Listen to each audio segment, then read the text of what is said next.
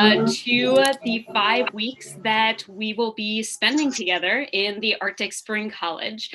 Hopefully, a few of you were able to meet one another in our meet and greet last week. And today kicks off our first session of 5 that we will hear from 11 pretty incredible speakers from the many dimensions of Arctic security.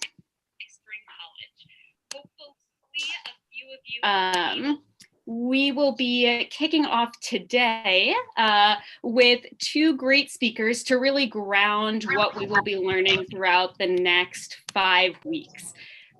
We will hear from 2 speakers in each of our hours. We'll have about a half-hour presentation, maybe a little more, little less, depending on our speakers, and then we'll move into a question and answer session. If you have questions throughout the presentations, I ask that you please put them in the chat as you are thinking about them. I will be monitoring that chat throughout the presentations, and I'll be private messaging you to see if you would like to come on and ask your question on video or audio, or if you're having some difficulty with broadband or you're in a louder space, if I could read your question out for you. So again, we're using that chat box for any questions that you might have. And if you get bumped off or you have to leave a bit early, we are recording this for our fellows who are in time zones that it is 3 in the morning and they need to get their sleep instead of learning about Arctic foreign policy.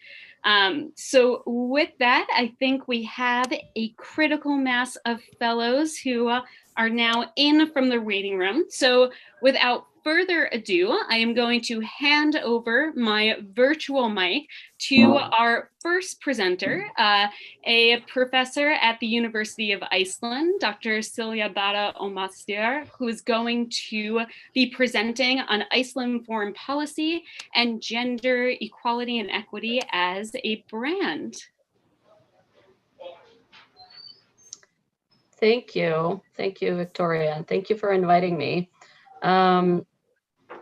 As often happens, I've changed a little bit to add a bit more of an Arctic focus to what I'm doing with you here, but I will be bringing in this this brand focus. Now let me see.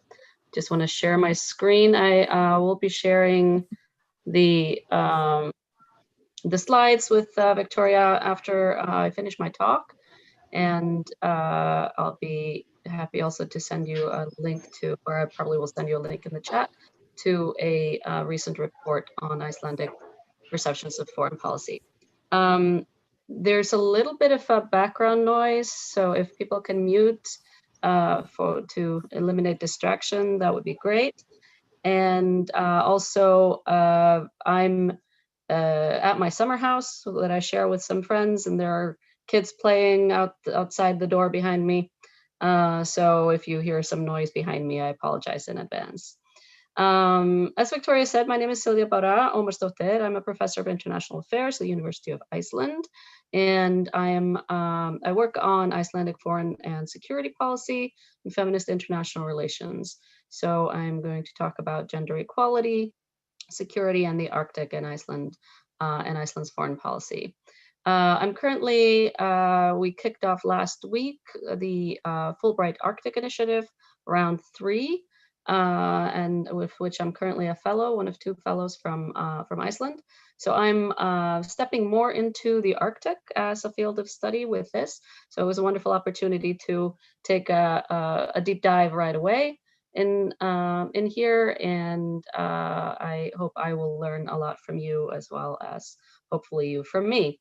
So what I'm gonna do, just give you a really brief introduction to Iceland and these 3 main concepts and how they are, what their importance is for Iceland on gender equality, on the Arctic, and on security.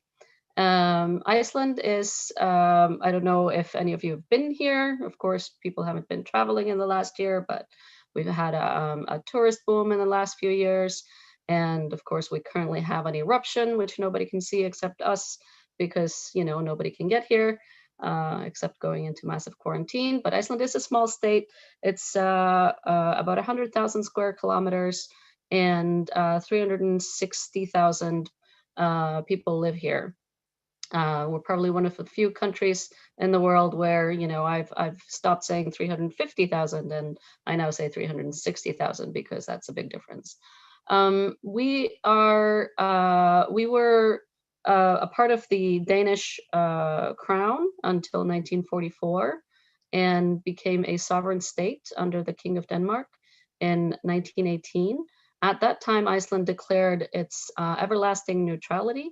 That was, of course, during World War, or right after the end of World War One, where the war had not touched Iceland very much, but the lessons certainly had been felt.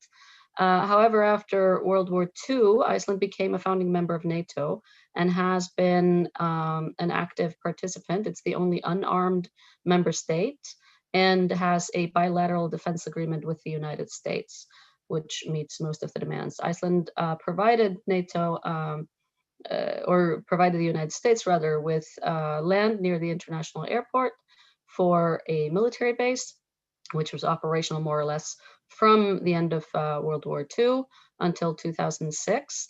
It is now not operational as a full base, but there is permanent presence, even though it is rotating, so it's not the same people, but there is always presence of military personnel from the United States, and we rely on military surveillance, air surveillance by other NATO member countries as well. Iceland, however, focuses very much on Nordic cooperation, and that's the biggest source of international learning, norm setting, and is very much a part of a Nordic identity, a Nordic brand. And the status that the Nordic countries hold and pride themselves of, Iceland definitely shares that. And being a social democracy, focus on equality, and in particular gender equality, leadership in environmental politics, and so on. This is definitely all issues that Iceland likes to present to the world, even though, of course, there are nuances that will maybe shed some doubt on the veracity of claims made in these areas. We have had, over the last few years, a turbulent political environment. In 2008, Iceland, like many other countries, underwent a massive, or went into a massive financial crisis with the collapse of our three national or local domestic banks. They had been denationalized and privatized in the early 21st century, first years, and they all went bankrupt. And I think the combined bankruptcy of these three banks still stands as one of the top 10 bankruptcies in the history of the world. So you can imagine the size of that shock. And since then, from 2000, we had elections in 2007, government collapsed in 2009, and in 2013 we had elections. That government collapsed in 2016, another government collapsed in 2017, and now we are scheduled to have regular elections for the first time in almost a decade this fall. So we've had a very inconsistent political environment during a time when Iceland was actually faced with defining its own security policy and its own security needs for the first time after the closing of the US military base in 2006. So it's been an interesting process to observe. I've wrote about it in my PhD thesis and other articles, and we've been doing some surveys on Icelandic perceptions of international politics around these, sort of over these past 5 years or so. So Yeah, so these are sort of the background to the issues I'm going to be talking about a little bit. So in 2016, Iceland, the Icelandic Parliament passed a security policy. As I said, in 2006, the U.S. military base was shut down. Until then, and basically since 1950, the United States had taken care of assessing Icelandic security, determining the security needs. The security focus had been rather narrow, basically on military and political security, and the U.S. had basically done what needed to be to meet those assessed needs. In 2007, about a year after the base closed, a committee was appointed to assess Iceland's risks and international risks, and with the aim of developing a national security policy for the first time. I was a part of that committee, and we submitted our work in early 2009. That was about 4 months after the economy basically collapsed. So not much happened in the first few years after we submitted our report. It took 3 rounds and 3 ministers of foreign affairs, 3 leaders of the Foreign Affairs Committee in Parliament to pass the security policy, which came into effect in spring of 2016. So it's about 5 years now, and there's just been released a report assessing the status of Iceland's national security. And I'm waiting now for the debate on that in Parliament to see what kind of sense people have of that. In the policy, the security is defined in a very broad manner. It is focused on civilian protection, on human rights, gender equality, peaceful resolution of conflicts, the rule of law, which is very important for small states, since they generally do not have the means to protect themselves without the protection of the system, sovereignty, and safe borders. One of the first issues that is mentioned after this short preamble addressing these underlying values of Iceland's security is the environment, and then security in the Arctic. So you can see that the Arctic is already identified as a major concern. And I didn't show you a map of Iceland, but you can all look it up on Google Maps if you don't have the picture in your head. But Iceland is located centrally between Europe and the Americas, North America, and it has a very small claim to being a coastal Arctic state. It is not defined as such in the Arctic Council, but there is a tip of our northernmost island that actually reaches past the Arctic Circle. So the Arctic has become, over the last maybe 15 years, an increasingly more significant aspect of Iceland's foreign policy, and I'll get back to that a little bit later. But it made it into the security policy as well. A fundamental part of Iceland's security as well is the NATO membership and the bilateral defense treaty with the United States, Nordic cooperation, and not having a military. We also focus heavily on civil protection, and the security policy speaks of the need to address issues such as climate change, natural hazards, food, health, pandemics, etc. It also focuses on cybercrime, organized crime, financial stability, and of course financial crime and terrorism.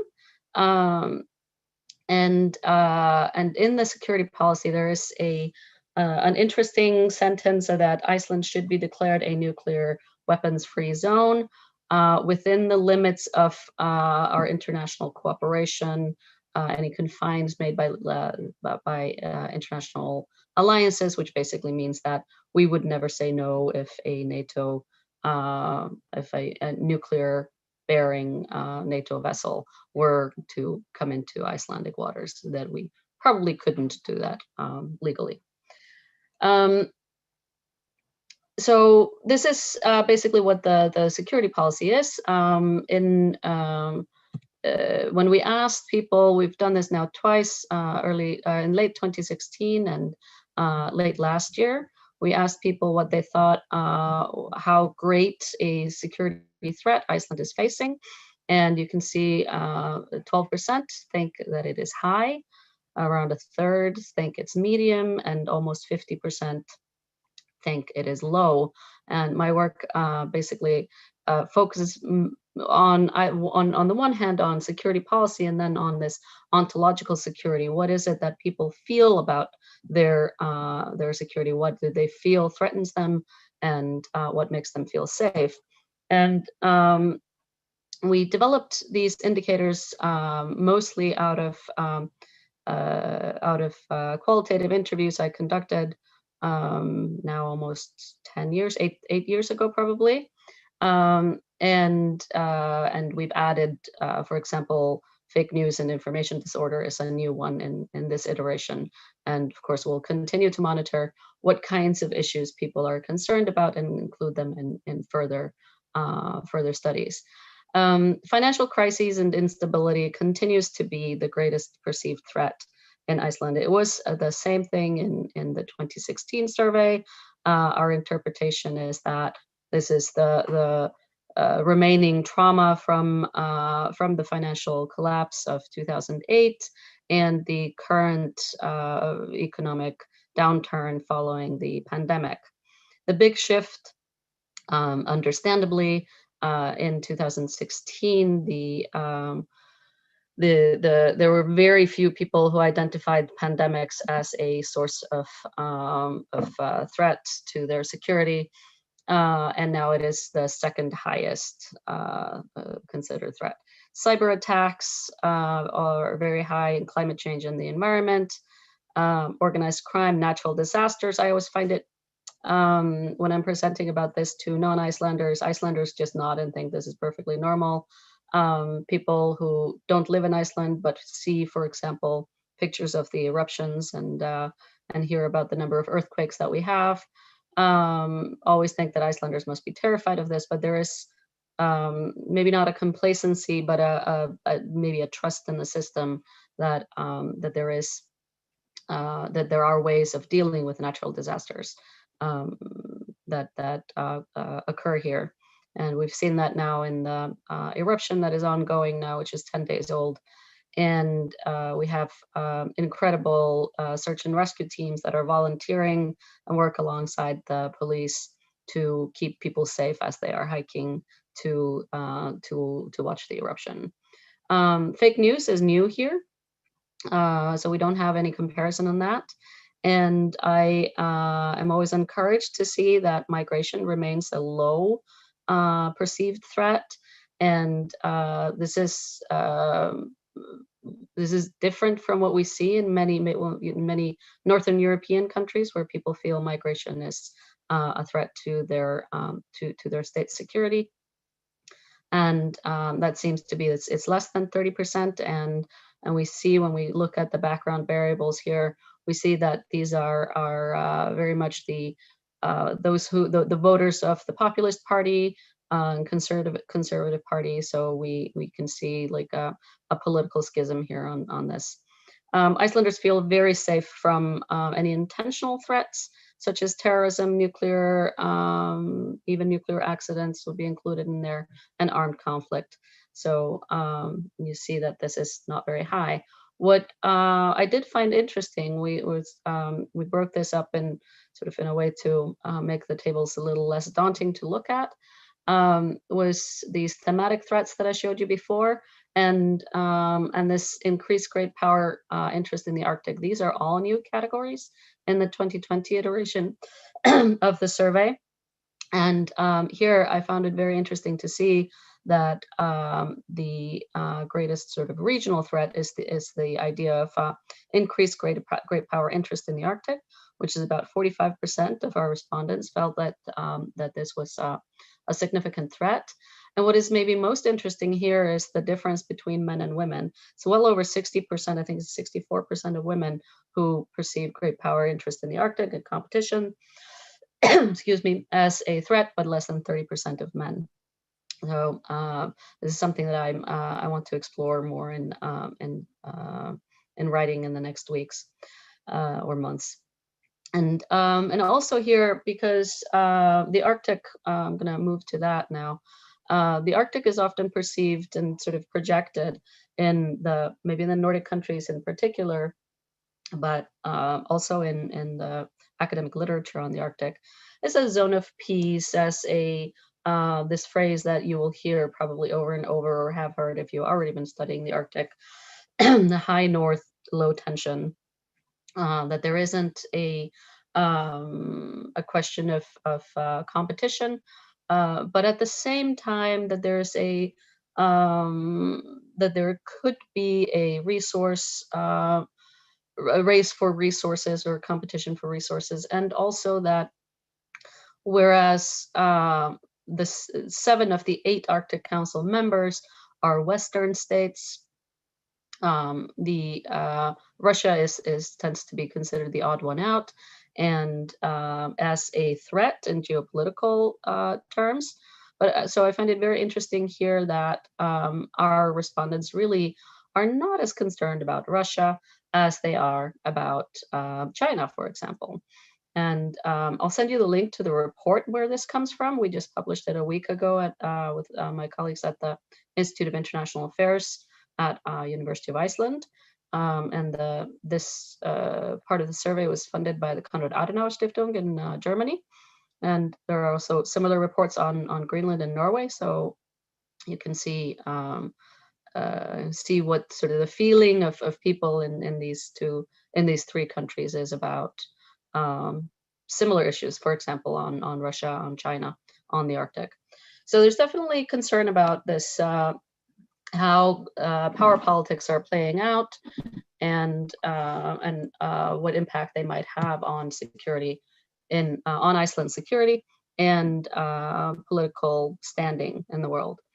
Now the Arctic is the Arctic it's very interesting. It's not something that, for example, we ever heard about when I was growing up. We didn't define Iceland in any way as an Arctic country. The Arctic, of course, has been opening up due to climate change and political shifts in the last 20 years, maybe. And Iceland developed an Arctic policy in 2011. So that actually happened 5 years before we had a security policy.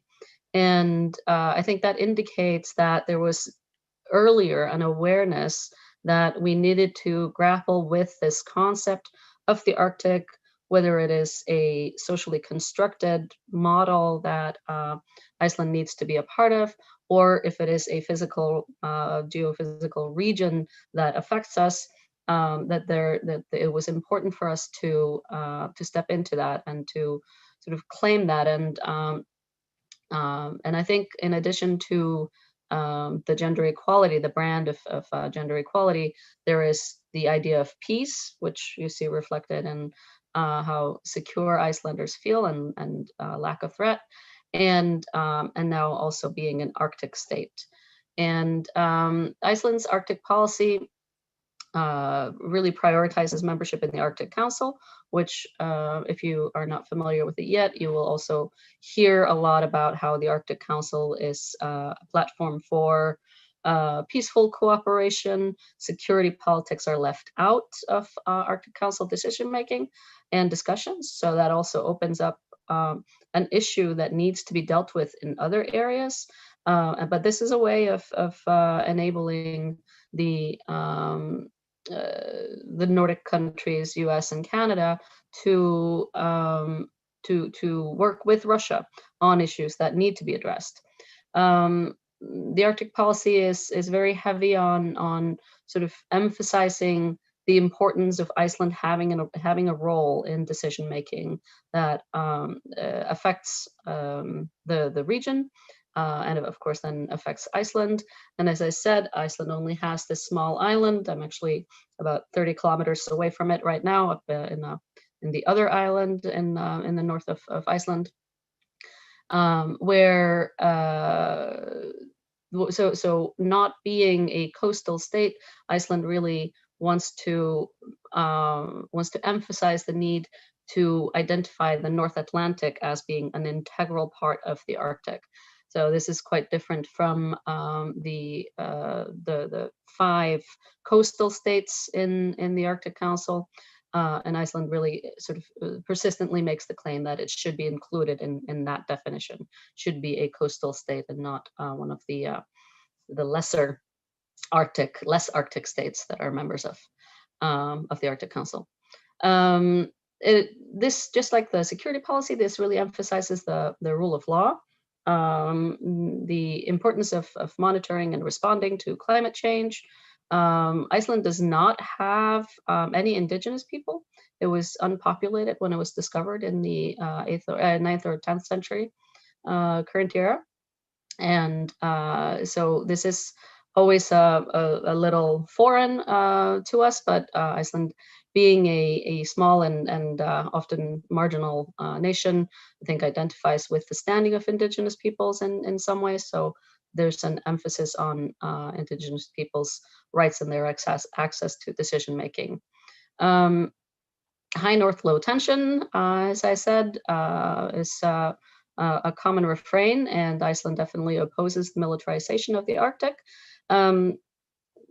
I'm not going to claim that Norway wants the Arctic to be militarized, but there's certainly a big difference in the way that Norway, for example, wants NATO to engage more in the North Atlantic up to the Arctic region, and of course NATO being Norway being a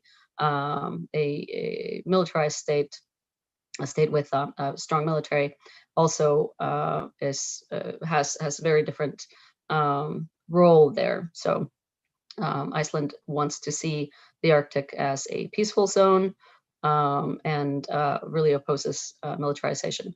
One aspect that often comes here, and it is maybe at odds with the idea of climate change and how to combat it, is that there's a strong tendency to look at the opening of the Arctic as an economic opportunity, that there should be economic development, and while sustainability is emphasized in the policy, when we see decision making, we often see that that environmental perspectives are sidelined when it comes to economic opportunity. So there's definitely some tension there.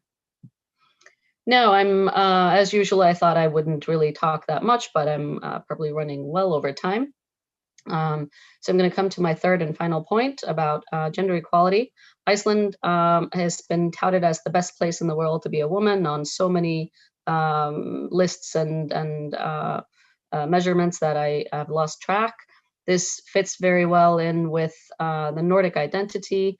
This idea of a Nordic exceptionalism comes up very much, and that the Nordic countries in general want to or sort of promote themselves as being leaders. They are, maybe don't want to claim to be better, but they definitely sort of have this element of like, oh, we have our, we've figured this out. And whereas the Nordic countries were peaceful during the Cold War, and that was their identity and their brand, what made them stand out, once Europe had more or less become a peaceful continent, that wasn't unique anymore. So then gender and gender equality became instead something that these countries could stand out on, and they could promote themselves on. It fits quite well. It's a very natural derived identity, because it relies on the same sort of ideas, on activism, on values, and on organization. And since the beginning of this century, gender equality has been a pillar of Iceland's foreign policy. And I tracked that around 10 years ago in an article on how, like what were the signs and what were the potential causes of that. And we saw a big increase in the number of women in parliament, more women coming into the civil service, working in the ministries, and in particular in the foreign service. They're called femocrats, feminist bureaucrats, who started having an impact on their immediate environment and slowly on domestic and then later foreign policy. And then we saw the revival of a feminist civil society after an electoral backlash in 2003. So bringing all these factors together, Iceland has picked up that claiming a stand, claiming to lead on gender equality is something that gives it positive feedback. It helps promote Iceland as a brand. It brings positive attention.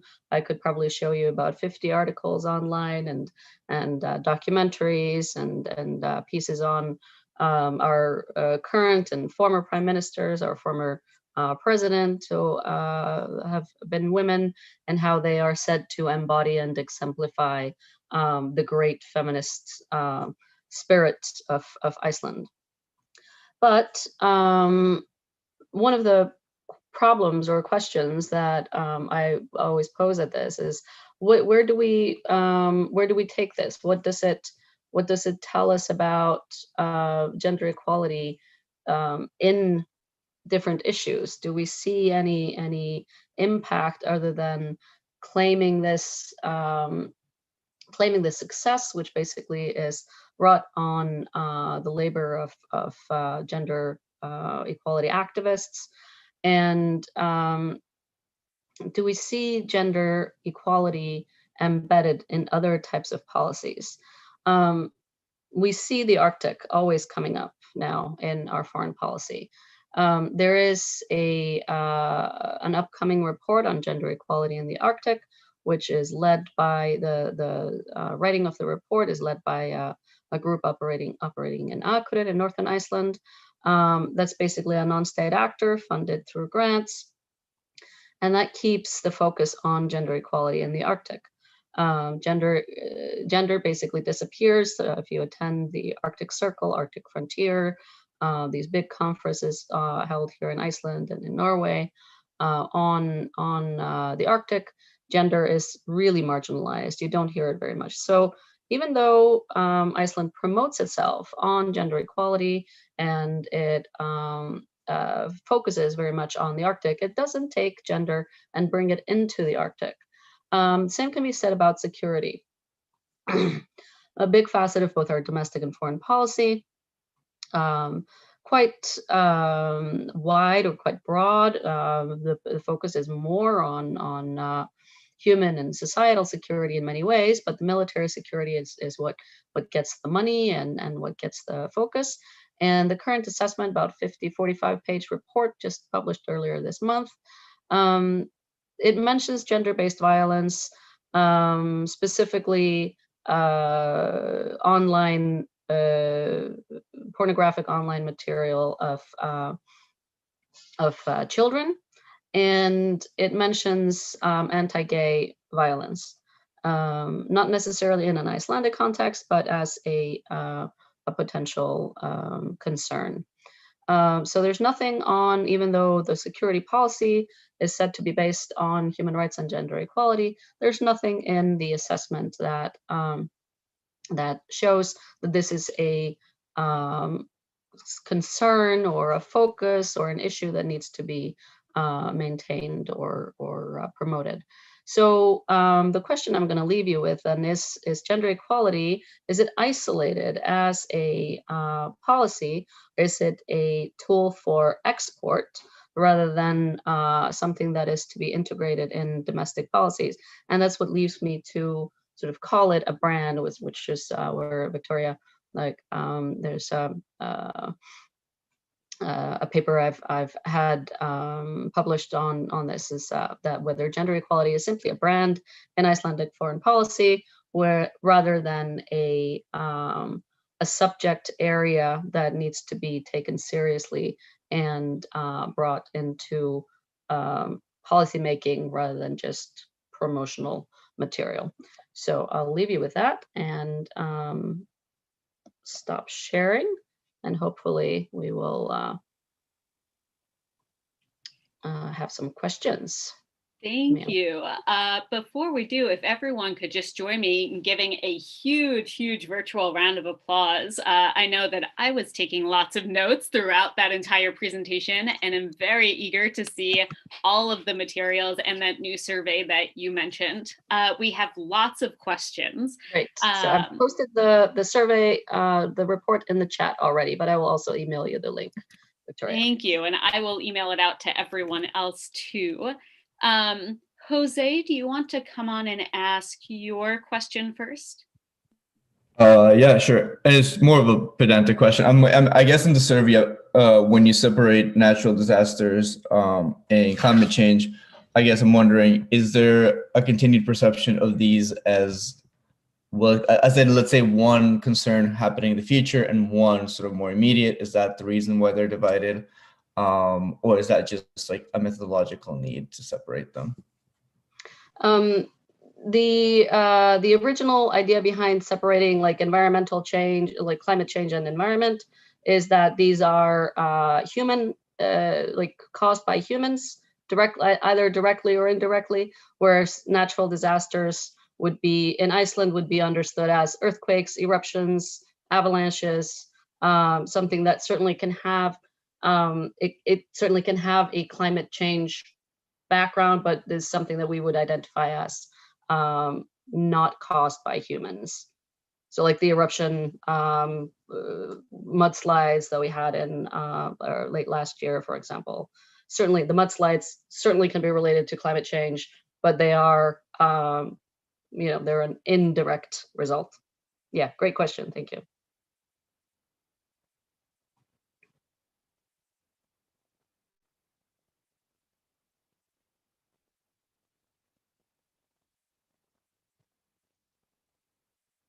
Is somebody speaking while muted, or?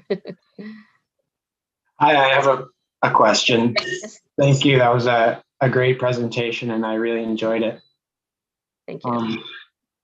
My name is Jeffrey. I'm calling from Canada, and I know that Iceland is leading in some geothermal energy. I wondered if you could comment on that. Yeah, not my area of expertise, but there are, this is sort of where we basically, what we have grown up with. So in the last about 100 years, Iceland has developed, like our houses are generally heated by hot water, which is pumped into houses. There are now, the goal is to bring the to convert the car fleet to electric within, I think it's 20 years, 15, 20 years.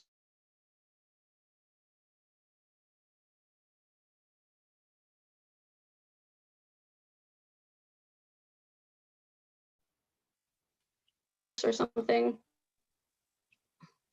Oh dear, welcome back, Victoria. Sorry Glad you about the recording didn't get messed up. Like this, it just tends to be the normal energy per se is basically, it's just assumed to be a very standard thing here. What has been happening with regard to, which of course helps us, we don't spend oil on or coal on heating or anything like that. But what has been happening here lately, which I think is maybe the most interesting, is for example, this project called CarbFix, which is taking emissions and pumping them back into the ground, converting or binding it with the basalt. So first they had to basically capture the emissions, but now like on site, but now they're developing technologies that are basically capturing emissions from the air, pumping it in, and are testing for different climates and such. And so this is one of the ways in which we hope to mitigate climate change in the long run. The the problem with our geothermal is that, we have it, we can't really export it. Then there is the hydroelectric, which causes a lot of environmental destruction as sustainable energy is created. So there was a huge political conflict here in the first decade of this century around Karnhuka Dam in the east of Iceland. And the environmental damage that has caused has been massive, but it certainly creates electrical or stability of electrical supply. And there's a big conflict on what has mostly been the left and the right, on whether the environment is something that the natural environment is something that can be sacrificed in order to achieve to produce more electricity, which then is more sold to the aluminum smelters that are operated here as cheap electricity for a polluting industry. So it's a bit of a roundabout, but I'm sort of trying to give you the perspectives of the different issues that we are dealing here with regard to our sustainable energy. Thanks. Thanks, Jeffrey. Thank you. And something that we will learn more about in our second hour as we talk specifically about climate security. Andrew, were you able to ask your question yet? Could I ask you to come on?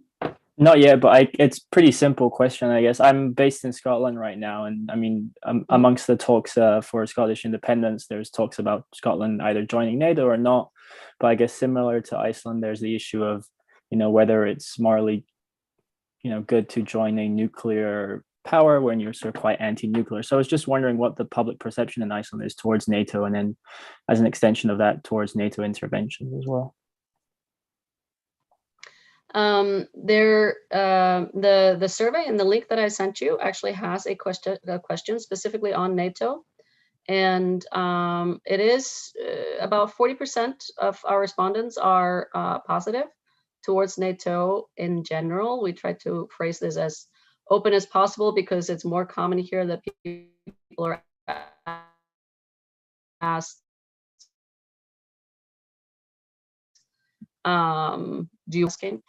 only 13% are negative towards it, but about 40% are neutral. So I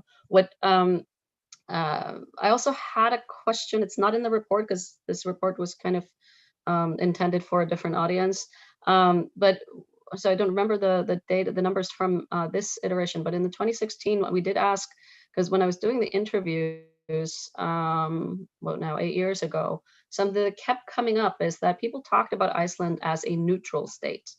And I was absolutely fascinated by that because we are a founding member of a military alliance.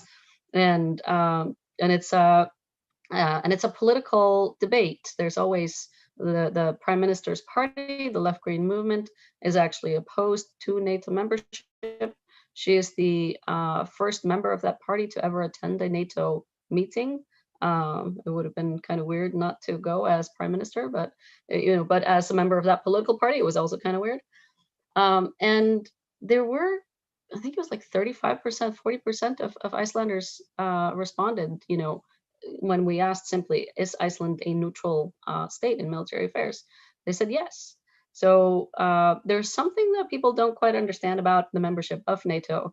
And I just got up like a memory on Facebook yesterday where I was at a meeting with Tarja Halonen, the former president of Finland, and where I said this, I had this survey, and she was like, oh, that sounds like the perfect solution for Finland. We could join NATO and people could just still go on believing that we're neutral, because they have the opposite. They are neutral, and many politicians there would really like to join NATO.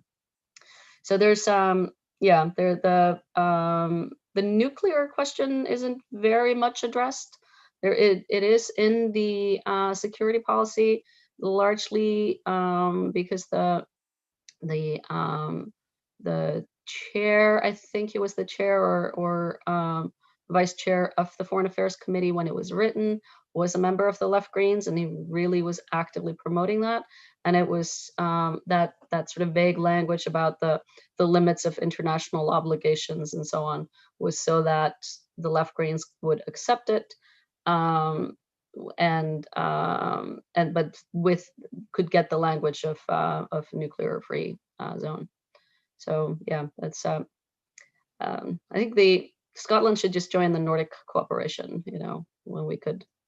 There's an active group on Facebook promoting that, so join us.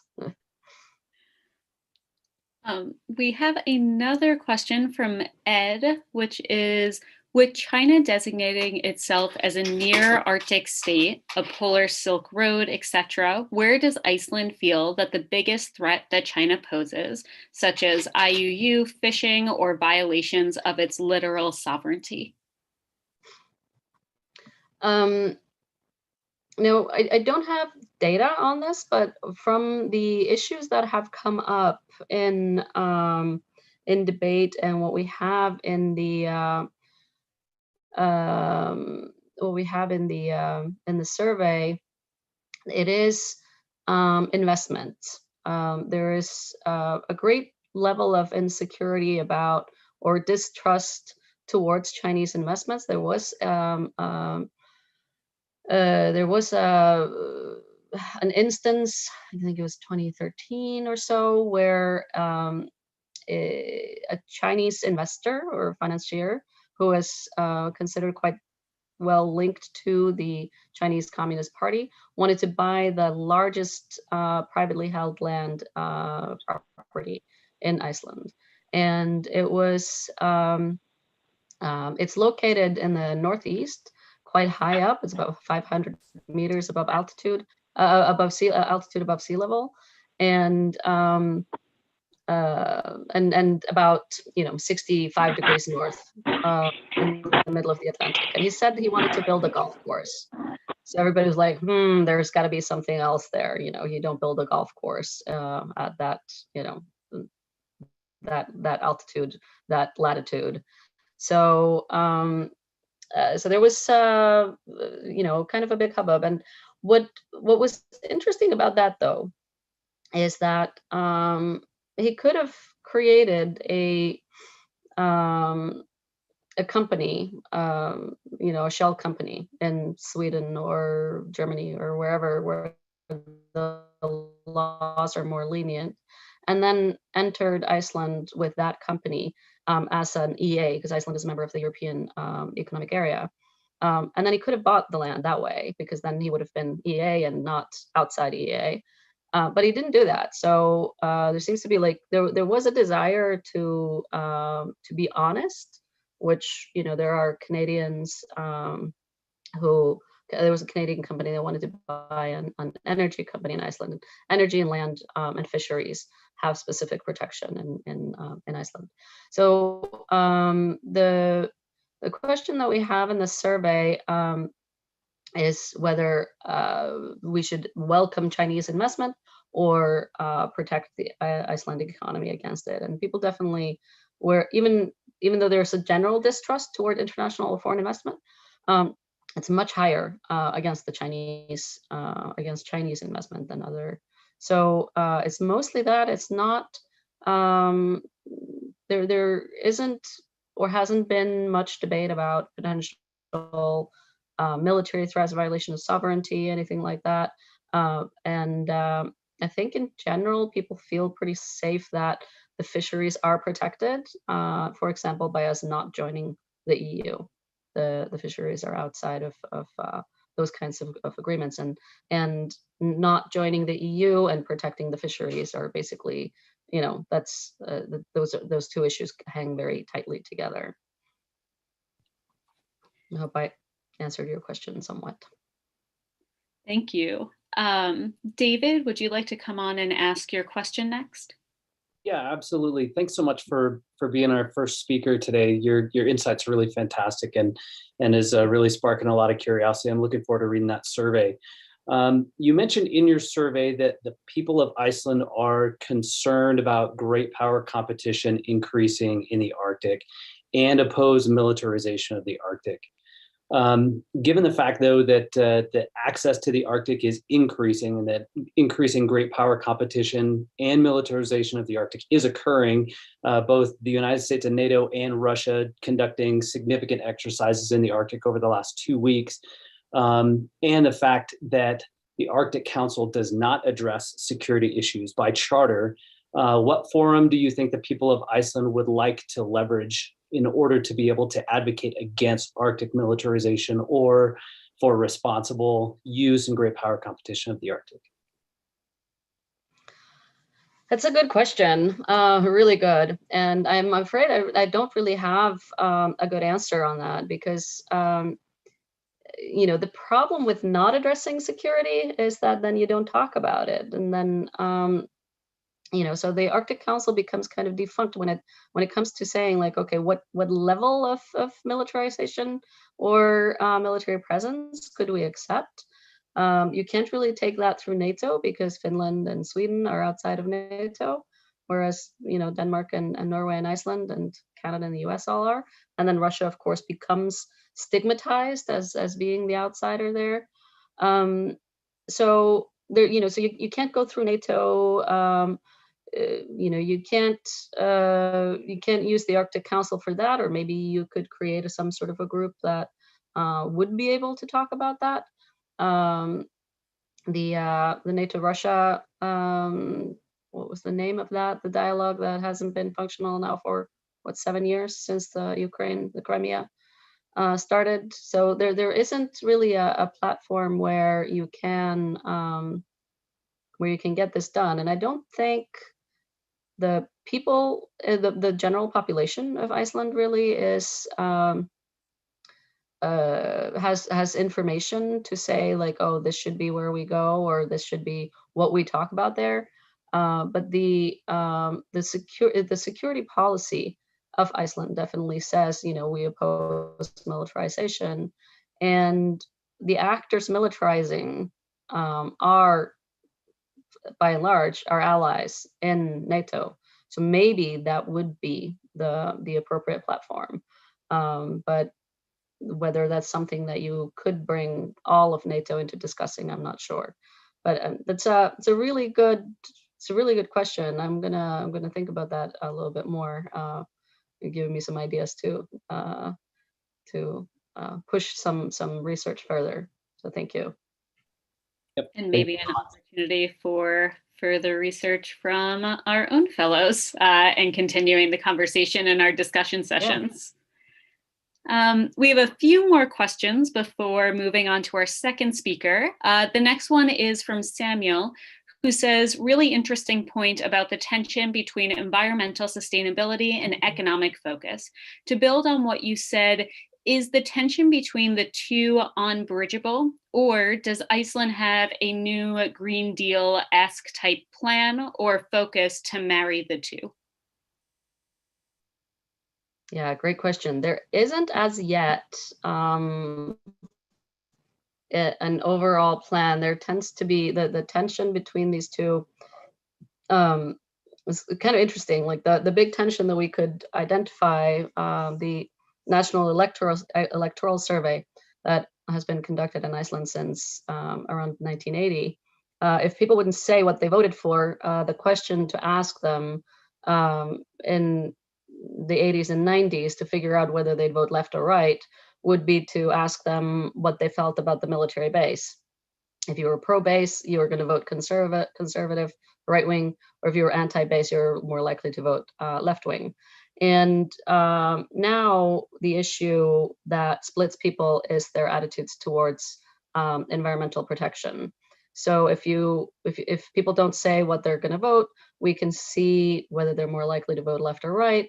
Left if they're if they want to protect the environment, they're anti-damming, and right if they would prefer to dam than to protect the environment. And it's among the population and it's among the political parties. We do, however, now have a government collaboration between the right-wing Conservative Party and the left-green movement, which is the successor, 3 generations of political change to the Communist Party of Iceland in the 30s. So we do have a very interesting political constellation, but this is one of the issues where they haven't really gotten sort of landed on an agreement on how they're going to do this. The Minister of Environment is the solid environmental protection politician, and he is attacked consistently by members of the coalition who want to see more dams and more economic development rather than focus. And so he has been promoting preservation and protecting certain areas of Iceland. And his biggest opposition is from members of the coalition he belongs to, not from the political opposition. So we definitely have not gotten to the place where we can agree on what kinds of steps we're going to take. No, unfortunately. Thank you. We have a few more minutes. So Jaina, do you want to come on and ask your question, and then we'll try to fit 2 more in? Great. Absolutely, thank you. You had mentioned that perception of migration as a threat and the position that Iceland holds against the militarization of the Arctic are both distinguishing factors between Iceland itself and other Northern European states. I was wondering if you could tell us a little bit more on the existence of other distinguishing factors. Good question. These are the issues. Well, other northern states. I wouldn't go so far with the militarization to say that Iceland that distinguishes Iceland completely. It distinguishes Iceland maybe more from the other NATO members in the Nordic countries. So they have active military presence, but definitely both Denmark and Norway and Greenland want a peaceful Arctic, but they are, specifically more Norway here, has to focus on the military buildup by Russia, which of course they share a land border with. So it's just very different attitudes towards the need, and the perceived threat, I think, is also interesting. Now, I don't remember the Norwegian numbers, but I can send you also the link to the Norwegian report, which is published late last year. So it's the anti-militarization is definitely something that is present in the policy, in Iceland's Arctic policy, but the use of military operations is present by other states. The migration so far is we have a lower perceived threat of migration. Iceland, of course, has the benefit of being an island, and we are members of Schengen. And I don't know if you're familiar with that, but that basically means there is an allowance to return asylum seekers to the place in the Schengen area to the country in the Schengen area they entered first, and Iceland does that very aggressively. So even though the people don't perceive migration as a threat, the state acts as if it is potentially a threat. But it's also like that we are isolated, and the other issue is that we are often about 10 years behind our continental neighbors, the other Nordic countries, in the development of social change. So multiculturalism, offering children instruction in their native languages, all these kinds of these kinds of issues we started dealing with at least 10 years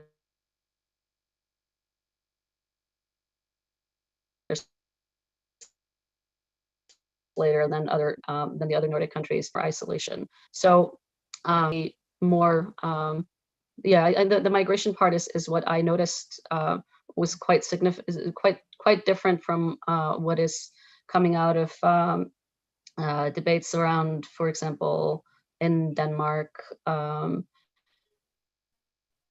It seems like, at least policy-wise, they are far stronger. But no, I don't really have you know, the what other issues might break Iceland apart from other even Nordic countries. There's a lot of cultural affinity and shared traditions and so on. You know, we tend to trace everybody's lineage, which is very annoying for people who are more recent immigrants to, or have shorter roots in Iceland, because the first thing we do is ask, who are you related to? Who do you know that I know? So, but that's more characteristic than a deviation. So we always feel like everybody just knows each other as just a granted thing. Gabriella, would you like to come on and ask your question next? Sure. I was just curious because I saw in your presentation that the last Arctic policy that Iceland put out was in 2011. So I was curious if there's any more recent governmental policies that maybe aren't this big Arctic policy that Iceland's published since then. It's really good. I'm glad you reminded me of that. I was gonna mention that in my presentation. That I really was surprised, and am surprised that there hasn't been. There was a big report published in 2009, and then there was the policy in 2011, and that was basically, it was the same Minister of Foreign Affairs who pushed for that, and he is a retired politician now, but he was retained by our current Minister of Foreign Affairs to conduct a massive study of our relationship with Greenland. So there's a big report out on that, maybe probably late last fall. But there hasn't really been on the Arctic as such. And there's been discussions about the status of the Arctic and the Arctic policy, but I haven't even heard that there's going to be a revision of the policy. So aside from the Greenland report, there hasn't been very much sort of assessment or development of that policy. So thank you for bringing that up. That's a good point. Sigrid, do you want to ask your question next?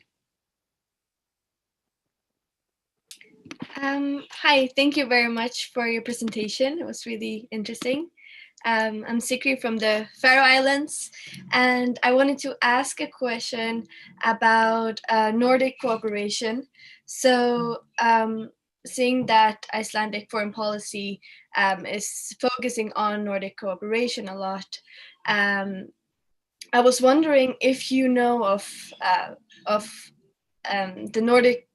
any Nordic cooperation within the Nordic Council or the Nordic Council of Ministers that are working on multilateral approaches to Arctic security, because I know that they are, the Nordic Council has just signed an agreement with Scotland for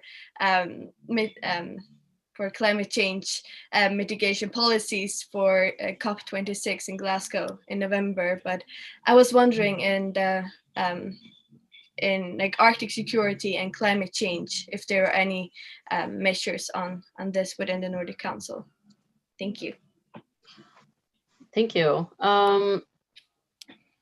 The Nordic Council tends to be kind of like the Arctic Council, to leave security more outside their purview, even though the Stoltenberg report and the recent Bjarnason report do address it.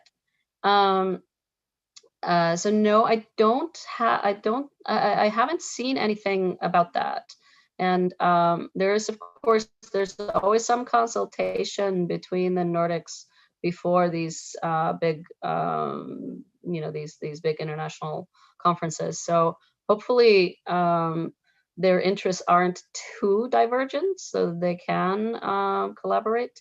But of course, with Norway, for example, being an oil state, and Iceland having decided not to pursue. There were some exploratory licenses granted mid last decade or so. They were all handed in because it was considered too difficult to drill here, and they've not been reissued. So there's basically, at least at the moment, an agreement that we won't become a potential oil state. So hopefully the interests are not too divergent, so that they can collaborate, because even the biggest of the Nordic states are small on a global scale. So collaborating is very important. So hopefully, and hopefully they can get together at the COP26 now. They of course had to cancel it last year. So. Yeah, hopefully, this year in Scotland, and cooperation certainly essential, which is why we are all on this Zoom from across the world. Our final question for you today is from Arabella, who I'm going to ask to come on and ask your question. Thank you very much for your very interesting presentation. Since we were talking about gender equality, I want to know how far feminist perspectives were taken or have taken place into the security policy, and also since gender equality does have for everybody, or for every woman or man, a different standard or base, especially regarding intersection. How did you put up this frame of gender equality? So in the security policy specifically, I think when we did the risk assessment now more than 10 years ago, we wanted to make sure that we were addressing security in a very broad way, and that we were taking into account the most recent literature and sort of cutting edge research on security, so that we could so we could sort of lay the groundwork for the future. And at the time and until today, feminist security studies are an active field of research. So just bringing that perspective in forces you to look at security from the ground up, not just on military security, and recognizing that states can the focus of security is not just to ensure the survival of the state, but the well-being of the people within it. And that's sort of bringing together the civil protection perspective, which looks more at the individuals and their well-being, and also requiring Icelandic foreign policy to push that perspective in the international arena. I think we've been more successful as a state in promoting gender equality externally than we have been in incorporating and maintaining the feminist perspective and the need for gender equality to address gender as a part of our own security policy. And maybe it's easier to tell other people to do things than to do them yourselves. So, but yeah, that's at the time when when the security policy was being elaborated mostly for the most part in the parliament. We were also we had a parliament that was the most gender equal we've had. Or have had until then, and we had women taking more leadership roles in our foreign affairs committee than we had previously. So I think also just having female actors leading the development of the security policy was important in getting that. So Cynthia and Lo's very basic question, where are the women, really turned out to be an important, have an important impact on us. Thank you so much. And as we are taking up a few more minutes of your time, I want to say thank you and ask everyone to join me in another huge virtual round of applause for a really incredible kickoff to the next 5 weeks of learning. You gave us a fantastic way to ground what we'll be learning over the next few weeks, but also, I am sure many more questions and points of discussion that we will be continuing in our Slack channel and tomorrow in our discussion sessions for those of you who are joining us. So thank you so much for the generosity of your time and your expertise. Thank you. And on the slides I'll send you, you'll have my email. So if there's anything, feel free to reach out and really have fun on the course. It looks like a great program. Thank you for inviting me, Victoria. Thank you, Celia. Thanks, everybody. And I will be sharing contact information, slides, and some of those reports in a follow-up email. Now we are going to switch gears a bit and move over to our second speaker, Dr. Chad Briggs, who is coming to us from an earlier time zone, who is based at the University of Alaska, Anchorage, who will be giving us also a grounding presentation on environmental security and climate security, thinking about how these weave through a lot of what we've just heard, but also in next week's presentation as we talk about energy security. So Chad, I'm going to hand my virtual mic over to you. Okay, thank you very much, Victoria, and it's good to see you again. You might notice it's actually bright for once when you're talking to me in the morning, but it's still very cold and snowy here. I know I signed up for that coming to Alaska, but it seems to drag a little bit when was that period just between the hard freeze and when it actually disappears. So thank you very much for inviting me. This is a big topic itself. I would normally teach in a graduate course an entire semester and then even complain that that wouldn't be enough. So to try to cover this in about a half hour is a bit daunting. But I'll try to do that in terms of just giving you some of the basic concepts and without going through the entire history of what environmental security is, because it really dates back to about 1950. I'll give you some of the major changes that have occurred and how some of the different players might see it. Because when you hear concepts like environmental security, it will be understood very differently by different people. How it's approached in academia and different parts of academia is very different from how the media portrays it. It's different from how some militaries see it. And it's kind of counterintuitive as well. Because the last comments that were just made about, I was even just thinking about Cynthia Enloe. It's kind of funny that it is sometimes the admirals and the generals who are reading more of the Cynthia Enloe articles than sometimes even people in political science. And one of my first graduate students, she is now about to be promoted to one-star general in the Pentagon to look after she's an environmental security specialist. So we do have those women, not just taking this on as, oh, later in my career, let's start thinking about the environment, but people who have specialized this throughout their entire professional careers. But let me switch because if I talk about the military, I do have to use PowerPoint. So let me just switch to that quickly. And let me make sure I get to the right one. So yes, I am at the University of Alaska, Anchorage. I don't know if Victoria explained or I'd given you a biography, but just as a way of explaining, I did come here by way of Eastern Europe. I almost forget where I was from. And in the past, I have studied in Norway. My PhD is from Canada. So I've seen a number of different perspectives. I tend to lecture to the US State Department about Russian issues. So I can't be an expert in everything, but I can hopefully at least give you a few ideas about how we see this from up north.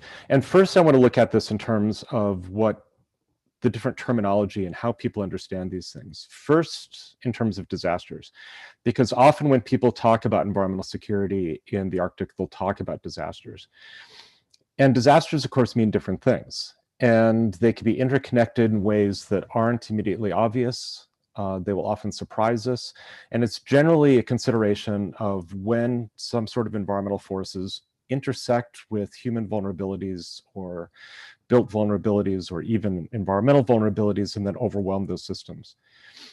And they can exist on very large geographic scales, meaning what happens in the Suez Canal has important implications on what happens with discussion of the northern route around Russia. We tend not to necessarily describe this within the military, however. Disasters and humanitarian aid in the military are their own very, very specific definition. And just keep that in mind, because when the military describes their structures and their strategies, the word disaster often doesn't come into play, but it's really how they're thinking about it in some ways. But environmental security itself is traditionally how you link environment to security planning and concerns. The original definition of this came from the United States and from the Soviet Union, with physicians and physicists worried about the potential medical effects of nuclear fallout from atmospheric nuclear tests. That's always been a substrain of understanding environment in terms of public health and impacts on humans and on ecosystems. But it changed in the 1990s because then there began to be more of an impact in the public discourse in terms of discussing this with natural resources and national security. So there was this very old kind of Malthusian theme which came in, which started talking about scarce resources and that leading to violent conflict. And that's something that still exists in much of the popular discourse. So when people even talk about great power competition in the Arctic, they'll often talk about it in terms of resources and the potential for conflict over those resources. That's not necessarily a useful way of looking at it for any number of reasons. And again, I could spend an entire semester talking about why that's problematic and why, if you look in terms of actual case studies, that typically there'll be more cooperation when it comes to resources than there will be conflict. And you can look at the Indus River treaties between India and Pakistan as one example. But what we discovered, and I say we because I was brought into this community, I've worked on it since the 1990s, and I worked with the military and intelligence communities on this since about 2007, 2008. And what we came to understand was that the human security approach was much more useful for us than taking the traditional kind of international relations realist view of things. And that's the real counterintuitive point of understanding what, for example, the US military or what NATO might see in terms of security concerns in the Arctic. And that doesn't come out in their strategy documents, I should point out, for any number of reasons. First of all, the focus on vulnerability, and I'm going to get to that in just a second, the focus on vulnerability was very useful because what the military was most concerned about were things that hadn't happened yet. And also understanding that if there are environmental consequences to conflict, that there's not really you can't send a battalion of Marines in to solve an environmental problem. I mean, the Pentagon admitted that. Also, understanding that they wanted off-ramps for action. In other words, they said, if that's the future we see, tell us how not to get there, because we don't want to deal with it. We're not equipped to deal with it. It's going to cost us money. It's going to take away from what we consider our traditional concerns and our training. And third, there was the issue of climate change. Climate change really upended most understandings of environmental security because starting, say, in the 1800s or going through the 1990s, most of the considerations of natural resources were very locally based. It was the idea that, oh, look at those people in Africa, they have too many children, that's why they have a famine, because it's just locally used resources. Not looking at international political economy, international trade routes, the influence of colonialism, none of that mattered. But climate change made it really, really obvious that, in other words, what we're doing here impacts those places over there and vice versa. And that if we talk about security impacts from climate change, we are our own enemy. That really, really was difficult for many of the traditional international relations theorists to understand and to conceptualize it because there was always this inside-outside concept of security. And environmental security, in many ways the same way as feminist security, upended those ideas by pointing out the contradictions and then focusing on the real experiences of people on the ground. And as I said, for any number of reasons, that was actually more useful for security understanding than anything that had come before. Certainly not the Cold War constructs. And I should also point out that that also means that the Cold War institutions, whether it's the Pentagon, whether it's NATO, are not necessarily the best places or the best organizations to equip to handle these issues. So one of those last questions with the previous speaker and asking, well, who talks about this? There's no good answer to that, precisely because these are emerging issues. They get shunted off into a different office, and they can't be integrated very well because the organizations were never designed to handle those. Now, I just want to mention the US military approach in the 1990s was actually environmental, in the sense of they were worried about if the military is operating in Greenland, for example, then they suddenly have to start worrying about chemical spills. Of course, during the Cold War, they honestly didn't worry about that. And the US military was, and still remains, one of the world's biggest polluters. So the original concept for it was, hey, legally, we have to start cleaning up this stuff now. And that was a huge task. But one of the first people who was asked to do that, Sherry Goodman, is still very active in these roles. And so when you see her talking at the Wilson Center or at other places about Arctic security, that was really her start. But it also focused on logistics, readiness, and infrastructure. And that meant then that the focus on infrastructure was really kind of an interesting approach, because it's still one that we can use, not just in terms of the military, but in terms of scientific studies or in terms of understanding community resilience. We were trying to understand, well, what actually holds the communities together? And my approach to this, really starting in the 1990s and in the 2000s, was post-conflict reconstruction. So it wasn't dealing with climate at all. It was simply a concern about what are the environmental consequences of war? What does it take to rebuild a community? What does it take to hold it together? What happens to a community holding itself together in terms of its networks if you don't have water treatment plants, or vice versa? And some of those really basic questions became really important when we talked about climate change.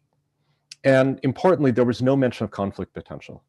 The Pentagon has never really liked talking about issues of, oh, we're going to go to war over, resource issues. And I mean, obviously it has over questions of oil, but it's not something that it builds into its planning, because it just doesn't really see. Let me just say, when we did in the Air Force come up with, for example, a scenario where China and India might go to blows over one another over damming of the Yongtsangpo River, which becomes the Brahmaputra.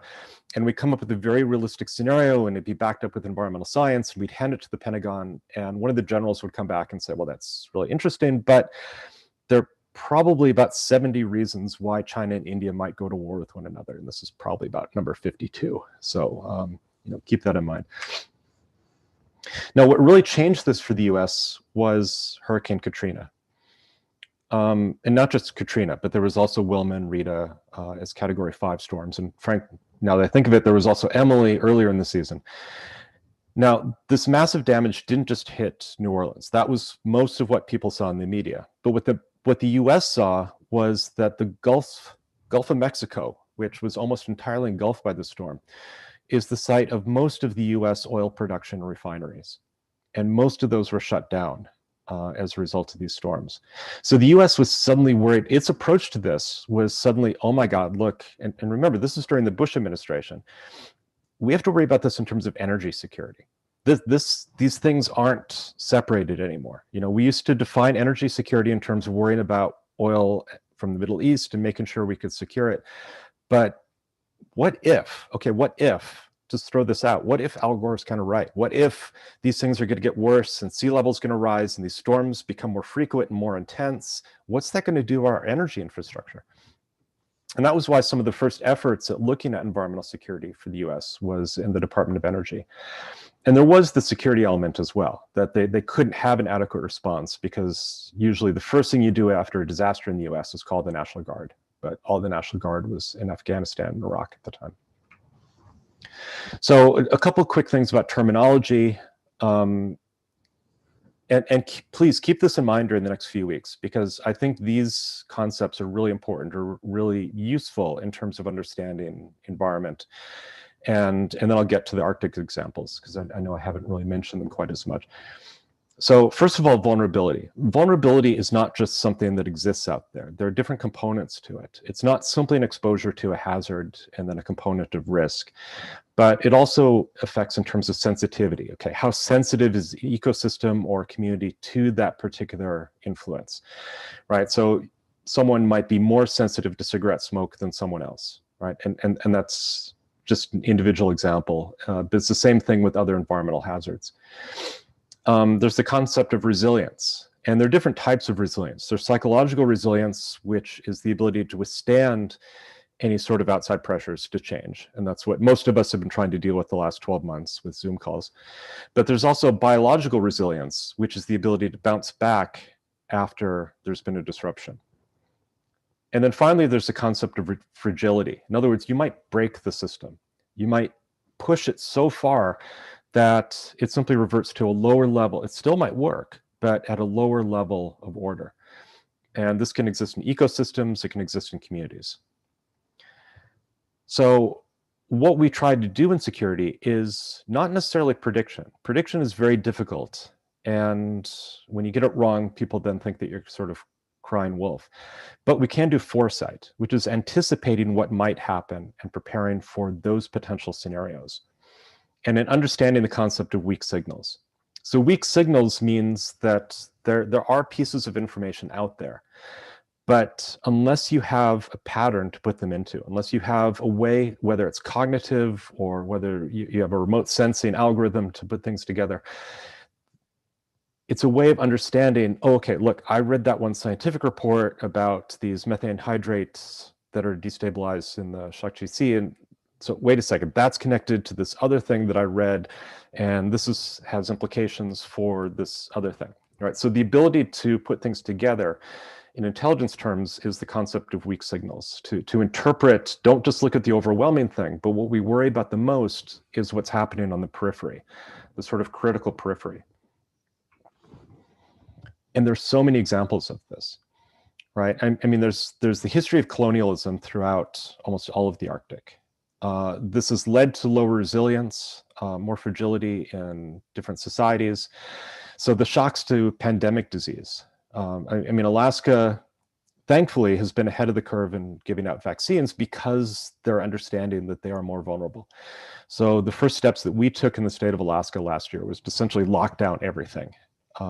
Because we understood that, especially as a university, we couldn't even send researchers out to the to remote villages, for fear that they were going to be more vulnerable, and we still had that sort of colonial relationship in some ways.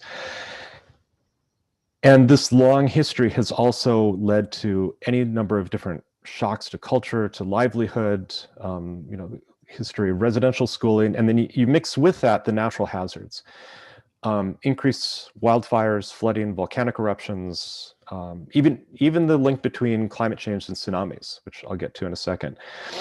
But essentially, many of these are related to climate change. These had already been changes that were occurring because of human interaction with the environment. But climate change, especially in the Arctic, as you all know, is now accelerating many of these changes and in ways that interact with one another.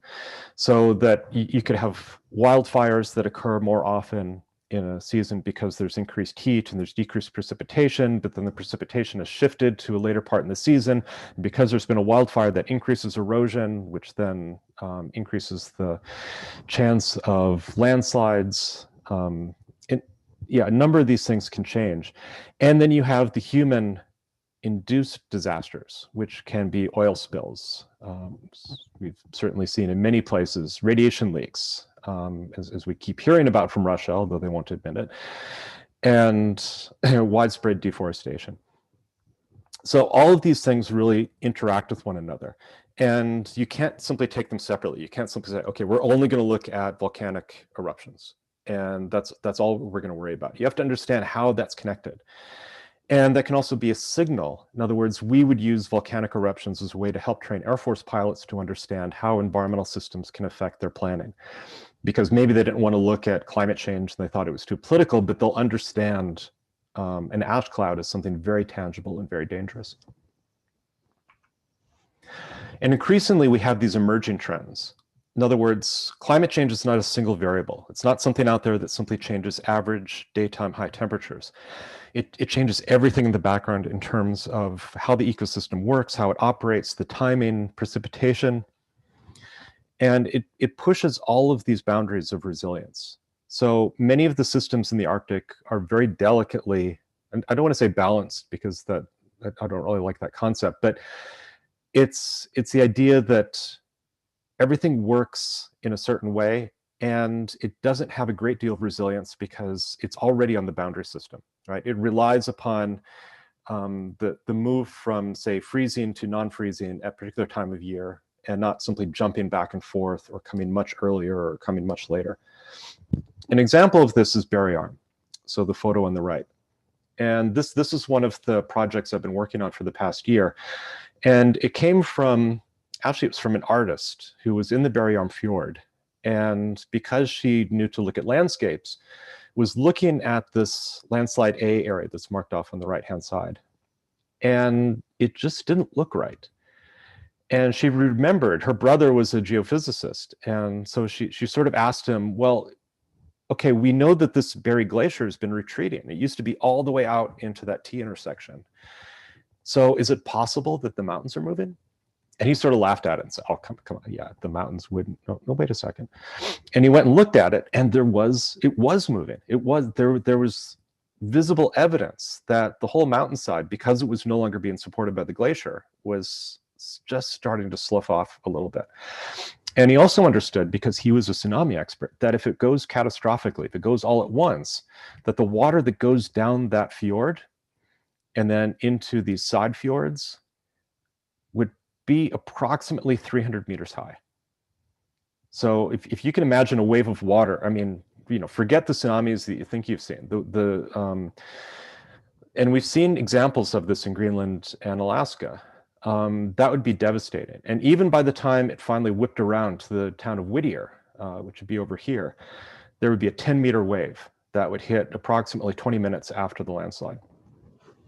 So you can imagine that when we came up with this information, released it, people in the town of Whittier were not happy. But there was an added wrinkle, which is that this is a very popular tourist spot. You have cruise ships that come all the way up in these fjords. And so we're coming up with disaster scenarios of thinking, okay, imagine a cruise ship is just sitting right there when the mountainside goes. And suddenly 4,000 people are dead or trapped or drowning. And this is the point at which the Air Force and the Coast Guard get really nervous, because this is really far away from anywhere. And Whittier itself is just a small jump off point. So these are the new realities that we have. Right? I mean, no one ever worried about this stuff in the past. And then suddenly we have a town which is normally very, very sheltered, worried about tsunamis as a result of climate change. And now we're struggling to come up with the science for this. And hopefully we will get the National Science Foundation grant to study this, but it's difficult. Now, I will say the one reprieve we had was that because of the pandemic, there were no cruise ships this past year, and probably won't be this summer. So we had a little bit of time to talk about this before people started panicking. But it was difficult. It's difficult even to conceptualize this stuff. Now, Victoria often talks about migration, and this is one of the other really important stories about climate change and security in the Arctic. Migration is an adaptation measure. We see it in Europe. I used to work with refugees in Greece, but we see it as well in Alaska, entire villages that are having to be moved because the permafrost is melting, there's increased coastal erosion. And where do you put those communities? Who pays for that? How do you keep the community resilient as it moves? And as we've noticed with the town of Newtok, even things that people normally wouldn't think about, that, okay, we're going to move them and we're going to build them a really nice house, but it's not functional from the way that an indigenous family would use their house. It doesn't fit with their understanding, because there's no way, for example, to bring in food that they've hunted and to skin it and process it in their own house. That they would have to go somewhere else in the community to do that, which is not how they understand things, because it was someone down in Juneau or down in Seattle who was actually designing the house. And increasingly, we're going to see more emerging issues as well. So we'll see a concept, and this is what security planners worry about, is the concept of resilience targeting. And that is when people deliberately take actions to undermine the resilience of a community, either its ability to respond to disasters or after disaster to take advantage of it, the sort of Naomi Klein disaster capitalism concept. But because I've always worked in conflict and post-conflict zones, this is one of the things that we worry about. And it's possible to do this remotely. It's possible to spark disasters. It's possible to, there are all these conspiracies now that the Evergreen ship that was stuck in the Suez Canal was engineered by Russia to help promote its Northern Sea route. Personally, because I work on cyber issues, I wouldn't give the Russians credit for doing that, but it's possible. I mean, it's possible to do those sorts of things. And what we really worry about in a conceptual way, right? I don't worry about this in terms of a sort of here and now, but one of the things we have to talk about are issues like geoengineering. Increasingly, scientists are talking about using technologies to change, not human systems, not mitigation, but actually changing how much solar radiation reaches the Earth's surface in order to tackle climate change. And there was a report that just came out last week from the National Academy of Sciences saying that we need to do this, but no one's looking at the security implications, in part because the Pentagon refuses to look at it. And there are political and legal reasons why they can't look at it. NATO refuses to talk about it, but it's there. And one of the most troubling things is that it won't be governments doing it. It will be companies. You can imagine Elon Musk coming up with technologies like this and then saying, hey, yeah, this is a great idea, because all of us know that Elon Musk is very attuned to human conditions in the Arctic. And no, I mean, and how do you control that? Who regulates it? And if there are security implications, if SpaceX does something that impacts what happens to the Russian Arctic or to the Norwegian Arctic, who's responsible? And who reacts to it? And the fact that there are so many conspiracies is problematic. And I take this personally because I used to be in charge of Air Force environmental and energy programs. There's a HARP facility here in Alaska that's been linked to many conspiracies regarding mind control and tsunamis and earthquakes and things like that. And I was accused of being in control of that for many years. And now that I'm here in Alaska, that's heightened, especially because the Air Force sold it to the University of Alaska. So apparently there was a reason I came here. And ultimately, and I'm going to end here, I do have a few more slides about how we can do this, but I want to be able to answer questions. What we try to do, and what we started doing in the Department of Energy, and then with the Pentagon, and then with NATO, what we're still trying to do is ideas of complex disaster scenarios. In other words, we take future scenarios, but rather than just telling stories about them, we actually try to integrate it into planning in some ways. We can either do this in war games, and by war games, I don't just mean where the military does it, although there are ways of doing that. And in fact, I will say as a bit of self-promotion, I'm teaching a class this summer, starts in May and June, on Arctic security and how to design scenarios in war games at the University of Alaska. But we can come up with sort of crowdsourcing with different experts, including local experts and including younger generations. What are these new emerging issues and how they interact with one another? So don't just try to plan based upon what's happened in the past, but try to figure out what's going to happen in the future and increase resilience, increase our planning, our capabilities to respond to that. And what we found is that when, for example, you don't have a separate war game just for climate change or for the Arctic, but just layer it into existing planning so that when people do plans that they'll understand that, okay, well, maybe access to the Arctic isn't as easy as we thought it was because there's going to be increased wave action and there are going to be, low pressure, almost tropical type storms that are going to exist in these regions. And that's going to affect our infrastructure as well. But at the same time, maybe China's going to want to set up a port here because their Northern Sea route and their strategy, right? The point is to try to link all of these things together. And in academia, we tend to have a very blinkered view and saying, this is my expertise, this is all I'm going to look at. And it's also too easy in government planning to have just the older people, usually older white guys, saying what they think is important, and to have the newer voices, people like you who will say, no, Ashley, from my experience and from our perspective, this is what we should look at. Finding a way to integrate that into planning is really important. It's tricky, but it can be done. Now, Victoria, I'm going to stop it there just in case anyone has questions, but I will provide everyone with the full slides. And if you do have any questions that you want to follow up on, then please do. Thank you. And I will definitely share those slides with everyone in a follow-up email. But before we get to our questions, which are rolling in, if everyone could join me in giving a huge round of applause to Chad.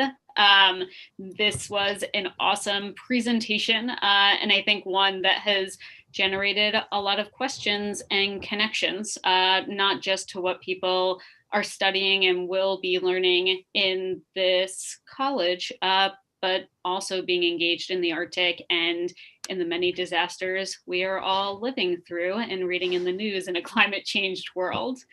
Our first question comes from KK, and she would like to know, with the acceleration and domino effect in the realm of environmental security in the Arctic, do you believe the scientific community and policymakers are getting more comfortable with what is termed anticipatory governance?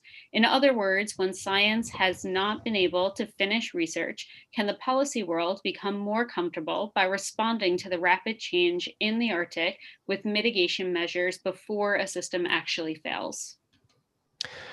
I would hope so, but one thing I've noticed is that I seem to be giving some of the same lectures that I've been giving for the past 12 years. And I'll keep having people tell me, oh, wow, I haven't heard that before. And so there are still a lot of organizational structures that need to be changed. First, universities. Universities are still essentially medieval organizations. And they're built on specialization. They don't, departments don't work well with one another. The sort of interdisciplinary work that we do that's talked up a lot, but in frank terms, especially in the US and Canada, the tenure system is really, it blocks people's ability to do really creative work. In terms of the governance systems, it really depends upon the country. So there are like pockets in the United States that are very good and very experienced and are very forward-looking, but the larger political culture has trouble looking beyond even the next few weeks sometimes. And so you get these disjunctures of where there's some very, very capable people in government who are working on these issues, but Congress is still stuck someplace back in 1972. And it's difficult to get beyond that. My argument has been that sometimes it's smaller countries that are more capable of doing a lot of this work, of doing the sort of anticipatory work, and they may not have the governance structure to sort of spread this more widely. It's not like they're the United States who can just do whatever it wants in many countries around the world and throw its weight around. But it's more important to have political capital, to have trust. That's something that the US definitely does not have right now. But smaller countries, the Netherlands has been working very hard on environmental security and sort of picked up the slack when the US, for certain reasons, disappeared from the discussion for about 4 years. Countries like New Zealand has enormous political capital right now because of its response to COVID. And even a small country like New Zealand could do this sort of work. And in the Nordic states, right? I mean, it could be a consortium of countries like Iceland and Norway and Finland who just decide, hey, we can do this together, and they could actually make it happen, because the structure is to spread out and to find the experts elsewhere in the world and then to bring them together, as Victoria does with her research network, and then to translate that into government proposals for action. Right. It's always going to be a collective action problem in the end about, getting the US and China and everyone along on issues. But just to get those discussions going, that's I suppose where it needs to start. I don't know if that answers the question, but yeah, the old organizations just don't work very well. And I have long stories about universities and governments and so forth and trying to work around them. I think many of us may have some of those stories. But, I think an opportunity for folks who are participating in this college to enter into decision-making roles and maybe change that system. Bram, would you like to come on and ask your question next? Yes, thank you very much. It's been incredibly interesting to listen to you talk. Maybe a little bit what you discussed beforehand when thinking about environmental security and climate change, taking the recognition that both NATO and the Pentagon have accepted that they're maybe not necessarily created in a way to deal with these issues. What type of framework levels should we be looking for to deal with them, or what's best suited? Is a national system best, or more regional approach, let's say like the Arctic Council, or large international treaties, or maybe even, you mentioned briefly, private actors? Should we be looking to them? There are some examples of previous, I guess, consortia approaches. So the OSCE, for example, which comprises really all of the Northern Hemisphere, has been able to address this in some ways. And they had a project in cooperation with NATO and the UN called ENVSEC.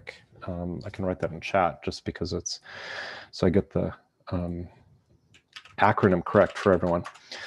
And they existed, they did a lot of work in the 2000s on coming up with, they did great cartography work, for example. They were great visuals of what could happen in different parts of the world, and they would work with field experts from those areas, and whether it was Central Asia or in Africa, and the visuals were a great way to go to the policymakers then and say, look, here are examples of what we're talking about. Because the visual representations are sometimes the most difficult to get across to people.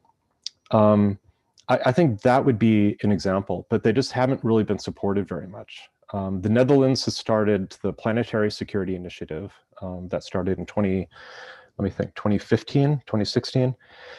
And that does fairly good work. But what I would caution against is taking the approach of always trying to get to the highest level. Right, because if your strategy is to say, well, we want to get to the UN Security Council, or we want to get to the White House, or we want to, the problem, that's great in terms of agenda setting, but the problem is that it loses the resolution of what's happening on the ground, and that's the real connection. That's where things actually happen, and that's where the case studies need to occur. That's where the understanding has to be, and you can make all sorts of pronouncements at the high levels about this is a climate emergency, these things are important, but without understanding what does that actually mean, and how do people actually react, then it's mostly symbolic. So that's one thing I would say, is that whatever level this is, make sure that the field studies are being done, and by people in the field. Don't just like send people off to a few weeks to look around and come back and report, right? I mean, work with the locals. We have another question from Samuel, who says, interesting and very frightening point about the lack of regulation for private actors in geoengineering and the global nature of its impact. Can you see an international body taking this on that would be effective? Or does the multipolar nature of international politics mean such attempts would be fractured and ineffective? They'll be partly fractured, but I think what need to be developed are just international norms. And if you discuss certain things enough, then certain actions will simply be unacceptable. And that does exist. I mean, people do follow international norms, even if it's in the breaking of them, right? I mean, the Russian Federation might take certain actions, and the fact that they keep denying that they're doing those actions mean that the norms still exist. Same thing for the US, by the way. And so I think the discussions just need to occur. And that's different from saying that we need to do large-scale technical research into how we do this, right? Because they're doing the technical research without looking at the implications. And that's really wrong, right? It's just like coming up with new technologies without doing the environmental impact assessment. And yeah, I don't think there's a whole lot of discussion about who the actors are going to be. I mean, even Microsoft has invested money in this. And I mean, how many of us are going to trust the creators of Microsoft Word to know all of the implications of what they do with the climate. And by the way, that's not to insert Bill Gates conspiracies, because there have been too many of those the past 12 months. Thanks for that note. Separate conspiracy theories to the very real implications of private companies and geoengineering. Arabella, do you want to come on and ask your question next? Yes, thank you very much for that very inspiring presentation. I was wondering at first if citizen science and local participation is already a part of disaster and risk management. And then in my second thought, I thought about my field trip in Ethiopia. And there was also one main problem that the local people had to deal with deforestation and other results of climate change. But treating or solving these problems of disaster risk or maybe also climate change results would also mean to change their traditional habits. So it was very difficult to see a line or to decide what is right. If modernization and resilience and adaptation is one way to answer to climate change, or is it better to really understand traditional habits and to give them a really voice? So that can be very difficult for us, as Westerners and not as locals, to see these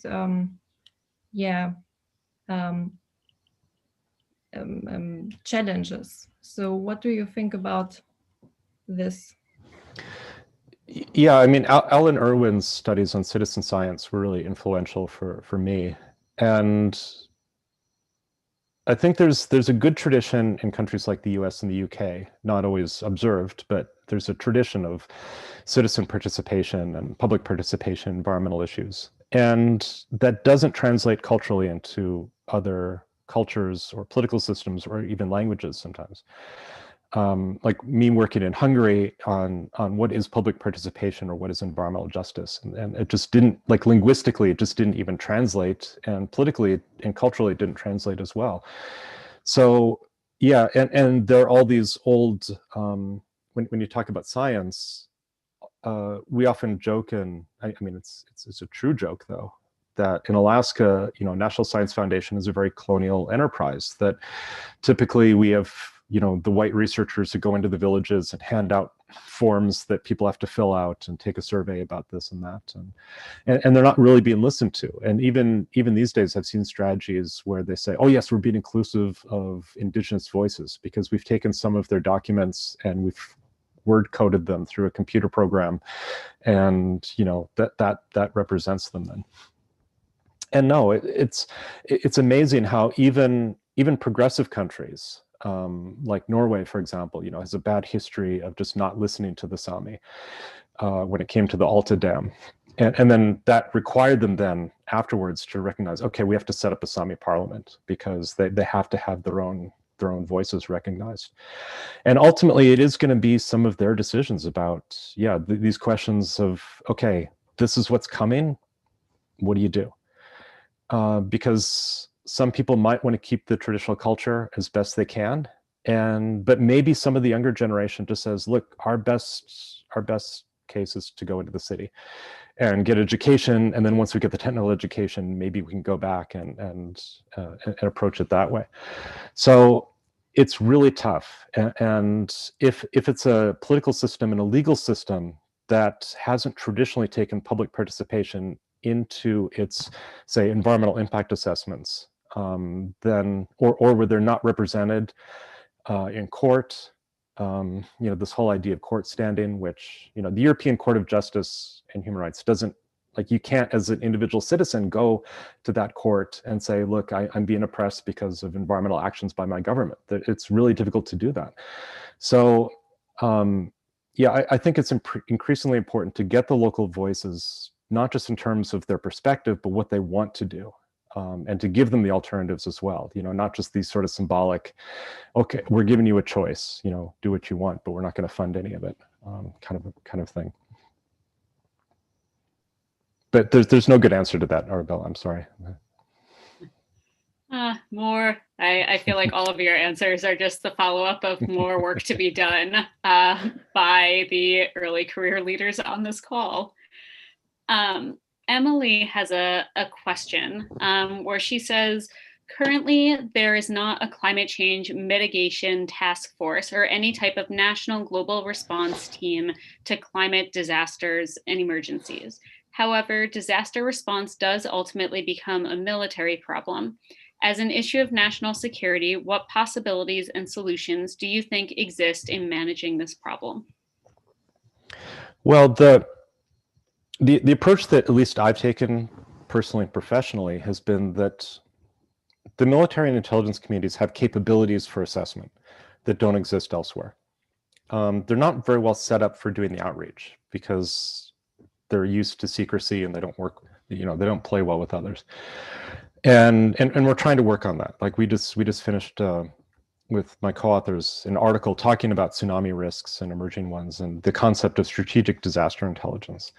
So it's the concept that they can do the warning, but then they have to hand it over to someone else, and whether it's USAID or the State Department or individual states or another country, but at least say, look, this is your future if we don't do anything. So let's identify what needs to be done, who needs to do it, because it's not going to be us. You don't want us to be, you don't want it to be us. And then come up with that in terms of cooperation. And we have seen examples of this. We did that, let's see, this was almost 9 years ago. We did this in Hawaii, where we came up with some really scary, really scary scenarios about things that could and did happening to the Hawaiian Islands in terms of tropical storms, and pointed out to the state, look, you have key vulnerabilities here in terms of food supply, in terms of energy supply. You need to diversify, you need to change these utility regulations, you need to change this and this. And this was the military telling the state, look, we're prepared, but you're not. And we don't want to deal with, 100,000 tourists in Waikiki getting stranded and, the airport's not working. And they did, they changed things. And they changed regulations so that you could have more solar power across the island of Oahu, and it was worthwhile. And there has been cooperation between, say, the Philippines and the United States, because otherwise it was just the U.S. Marines constantly going in to do cleanup operations, and that gets, from the military's point of view, that's expensive, and they don't want to keep doing that. They will if they have to, but it's better if the individual countries come up with their own ideas of resilience and what's going to happen. But sometimes they're not going to have that ability. You look at states like Greenland, they really don't have much in the way of resources. And so it becomes then the larger question of, okay, you can increase resilience, but who's going to pay for it? And who's going to lead it? And then who gets to decide what resilience means? Because resilience is ultimately the protection of critical values in your community and ecosystem. And that needs to be defined by someone. And it's better if it's not, a scientist sitting in Miami, Florida, who does it. No slight against Florida. I'm just geographically, that's about as far away as I can think in the US from here. I know we are at time, but we have 2 more questions if you have just a few more minutes. Sure. Despina, do you want to come on and ask your question? Sure. Hello. Congratulations on your presentation. It has been amazing. So my question to you will be the following. If we could draw a parallel between post-conflict states and post-disaster states, who will be responsible for stabilizing? My question is, who will be responsible for stabilizing the situation? Because as we know, in post-conflict states, there is a particular group of people who goes there, maybe from America or whatever, and goes there to help them stabilize their economy, to save their reputation, to help them understand and grow again. If there is a disaster in an island due to a tsunami or the new emerging climate-related disasters, who will be writing down, a scenario who will be saving the reputation of a country? Because even though we all understand it has to do with climate change, it will be the country stigmatized. So who will be working on that, and how could young people be more involved in this, state building? Thank you. Ultimately, that comes back to, again, the kind of narratives and storytelling that I think often get left out, because I could come up with any number of scenarios about bad things happening in Bangladesh, right? And I'll hand it to someone in DC, and they'll sort of shrug and say, well, yeah, so, I mean, so what?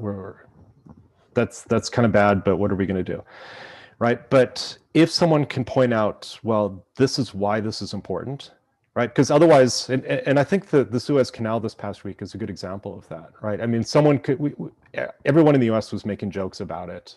It's true, but I mean, it was a big deal. It was billions of dollars getting lost, right? It points out some of the real geopolitical vulnerabilities of the logistics, and, you know, where we have fish that are caught in Scotland and sent to China to be processed and sent back to Scotland, you know, on these same ships.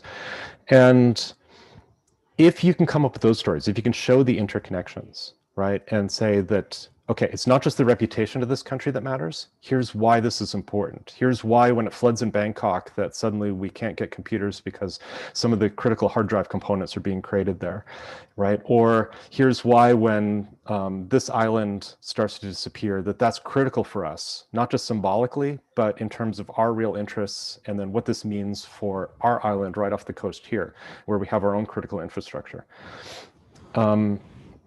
The responsibility issue is still going to be difficult, and I think that goes to Michael's question about, you know, what happened in Texas, and it's still going to be difficult, because you can still have, even if the larger political system or the international community thinks it's important, the local leaders might not, right? India just said, okay, fine. We're not gonna go by these sort of climate mitigation policies, because Modi just doesn't see why that's in the interests of the Indian government. And so everyone else might say, well, this is important, and the US is pressuring, and Europe is pressuring, even China's pressuring, but you can still get this sort of intrinsicness. And so same thing with Texas, right? Everyone else in the US sees this as important, and hey, we US taxpayers are paying for all of this. And yet local political leaders in Texas are still sort of shrugging and saying, no, don't worry about it. We got it covered. So I guess maybe our last question, thinking about what recently happened in Texas. So we're seeing maybe a lackluster response from local and state leaders, but do you see a change at Pentagon or the Department of Energy in the US, the federal government, seeing what has happened in Texas as a similar wake-up call to Hurricane Katrina? Oh, we wrote about this. We sorry, this is where my body language shows up, right? We wrote about this at DOE and with the Air Force 10 years ago. This exact scenario. We wrote this out, right? But that's one of the other difficulties. And I wrote about this in our book as well, about Hurricane Sandy, right? I mean, I published with the US Army very specific information about what was going to happen with a hurricane that would go up Long Island Sound, and no one really listened to it, because they didn't want to believe that it was possible or that this was going to occur. So that issue of disbelief, right, of just people saying, yeah, winter storms, come on, it's Texas, we don't worry. And besides, you're talking about things warming, right? And because sometimes you're talking about the counterintuitive stuff, hurricanes hitting northern areas, or increased winter activity in the south. So yeah, the government experts know about this. We have known about this for years. It's just that it hasn't percolated down because there's still the profit motive, right? That some people made a lot of money out of that disaster. And there were incentives there for that to happen. And until that's addressed, then none of the warnings are really going to matter, because the individual doesn't have, it's a utility, it's a monopoly. They don't, as an individual, I can't boycott my electrical utility because it just means I won't get electricity. So it requires sort of a deeper understanding and recognition at the legislative level of changes that are necessary in order to increase resilience. Okay, we have one final question. Suprita, do you want to come on and ask your question? Yes, ma'am. Good evening, sir. Thank you for this nice presentation. Am I audible to you? Yes. Yeah, I'm from India, and actually it's midnight in India, and I'm sitting my own terrace. So I just wanted to ask that climate changes, whatever climate change is taking place in the Arctic, it is related to the Hindu Kush Himalayan region also. And basically, this Hindu Kush Himalaya region is overpopulated. It's something like population bomb. Will it be hampering for, it will be a disaster for the whole cryosphere and the polar environment. It is going to make some significant implications on the polar climate of Arctic region. And if it is so, then what could be the proper solution? Because there is unwarranted growth of population, and this has been responsible for drying up almost all the regions. I'm sitting in India. I'm looking at Ganga, the Ganges, the Yamuna River, the Brahmaputra River. All are facing that they are going to be dry up, and they are losing their perennial features. So. I'm sorry, but whether it is any connection that it is going to hamper the fragile Arctic region also, because this region is particularly going to be an environmental disaster for the whole planet, actually. Yeah, those sorts of cascading impacts are really important to understand. So what happens in the Arctic in terms of, changes to the sea ice and increasing, absorption of solar radiation, which then percolates down and then means that you have increased melt in the Himalayas, which then result in, as we saw, that sort of dam burst and river flood that occurred in India.